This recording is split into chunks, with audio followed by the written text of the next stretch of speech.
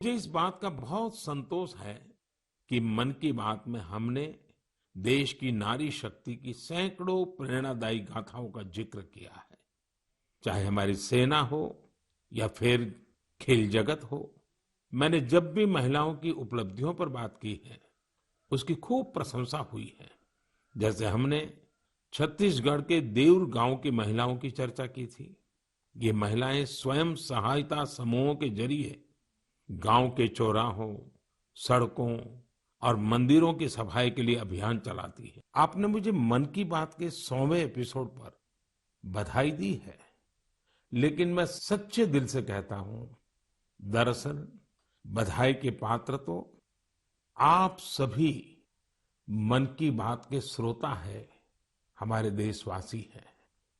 मन की बात कोटि कोटि भारतीयों के मन की बात है, उनकी भावनाओं का प्रकटीकरण है। 3 अक्टूबर 2014 विजयादशमी का वो पर्व था और हम सब ने मिलकर विजयादशमी के दिन मन की बात की यात्रा शुरू की थी। विजयादशमी यानी बुराई पर अच्छाई की जीत का पर्व।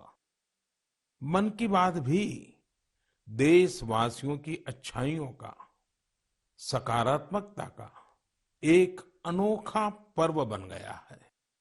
एक ऐसा पर्व जो हर महीने आता है, जिसका इंतजार हम सभी को होता है। हम इसमें पॉजिटिविटी को सेलिब्रेट करते हैं। हम इसमें पीपल्स पार्टिसिपेशन को भी सेलिब्रेट करते हैं। कई बार यकीन नहीं होता कि मन की बात को इतने महीने और इतने साल गुजर गए। हर एपिसोड अपने आप में खास रहा। लोगों के साथ भावनात्मक रूप से जुड़ जाना, यह काम वही व्यक्ति कर सकता है जिसका मन बड़ा होगा। छोटे मन का व्यक्ति इस प्रकार से जन सामान्य से जन संवाद के माध्यम से नहीं जुड़ सकता। देश का बड़प्पन है कि देश ने 100 एपिसोड प्रधानमंत्री जी के मन की बात सुनी, लेकिन दुर्भाग्य भी दूसरी तरफ है कि माननीय प्रधानमंत्री जी ने देश की मन की बात नहीं सुनी।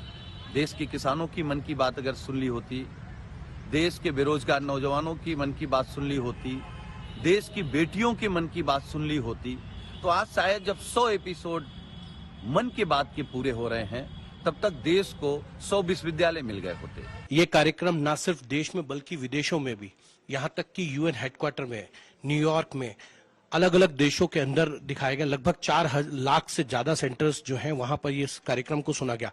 कभी किसी देश के प्रधानमंत्री या राष्ट्रीय अध्यक्ष के लिए इस तरीके के कार्यक्रम नहीं हुआ। मैं फिर कहूं, माननीय प्रधानमंत्री जी की बातों को मैं दोहराना चाहता हूं।